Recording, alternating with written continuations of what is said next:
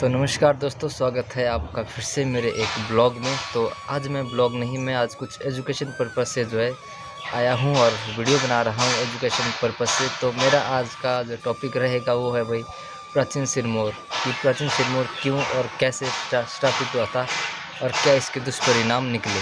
तो इसकी बहुत सारी कहानियाँ हैं भाई, कोई कुछ कहता है कोई कुछ कहता है, लेकिन तो मैंने भी कहीं से स्टोरियाँ सीखी है, पढ़ा है। तो मेरी जानकारी के अनुसार कुछ कहानी ऐसी है कि आरंभ में सिरमौर की राजधानी जो सिरमौरी ताल में स्थित थी। तो सिरमौरी ताल कहाँ पर रहता है, अभी क्वेश्चन उठता है। तो सिरमौरी ताल भी पोंटा से 14 किलोमीटर दूर है।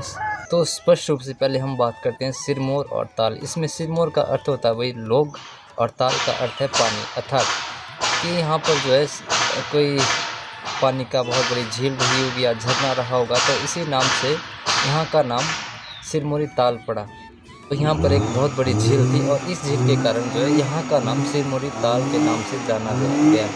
कहा गया है कि सिरमौरी ताल में एक बार राजा और प्रजा नष्ट हो गई थी। तो इसका स्पष्ट रूप से एक कारण देता हूँ मैं आपको इनडायरेक्टली, कि आर टोका पार पोका, राजा की नगरी में रहे ना कोई लोका। अर्थात मैं इसका विस्तार से वर्णन आपको बताता हूँ कि तो कोई विद्वान कहते हैं कि वहाँ पे एक नर्तकी आई थी और उसने अपना कला प्रदर्शन के लिए राजा से रिक्वेस्ट की। और कोई कहता है कि जो उस समय के राजा थे, मदन सिंह नाम था उनका, तो उनका जो एक पुत्र था उसके उस नर्तकी से प्रेम संबंध स्थापित हो गए थे।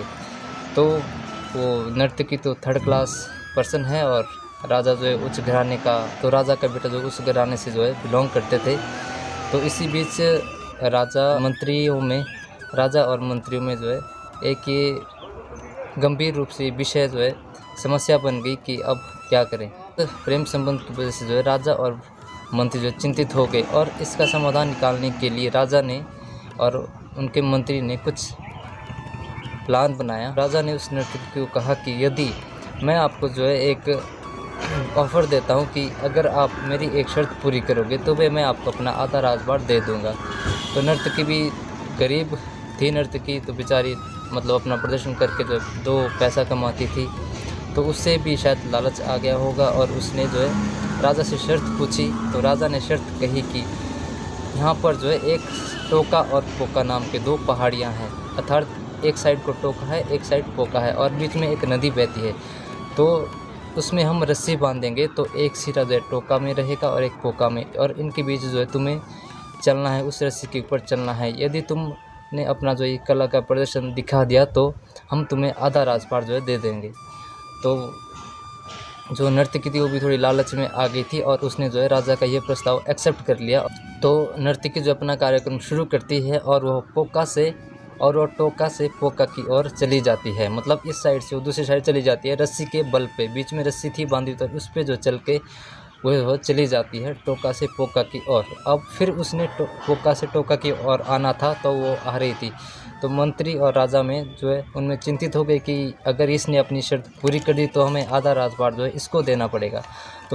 तो वहाँ के मंत्री, तो उस समय राजा का मंत्री था, उसका नाम था दीवान जुझार सिंह। तो उसने एक प्लान बनाया और उसने उस रस्सी को टोका की ओर से काट दिया, मतलब एक साइड से काट दिया जिस साइड से राजा और मंत्री बैठे थे, उस साइड से काट दिया। तो नर्तकी ने वो सब देख लिया और वो देख रही थी, तो उसने सोचा कि अब उसकी मृत्यु निश्चित है, अब वो बच तो नहीं पाएगी। तो उसने वहाँ पे श्राप दिया उस राजा को कि आर टोका पार पोका, राजा की नगरी में रहे ना कोई लोका। अर्थात कि एक साइड पोका है और एक साइड टोका है और बीच में मेरे साथ छल किया जा रहा है। तो उसने यह श्राप दे दिया कि इस राजा की नगरी में कोई भी लोग जिंदा ना रहे, और वो नर्तकी उस पानी में डूब जाती है। तो वो नदी थी बीच में, इसी कारण से उस नदी का नाम गिरी नदी पड़ा, क्योंकि वहाँ पे वो नर्तकी गिरी थी और इसी नदी का नाम गिरी नदी पड़ा।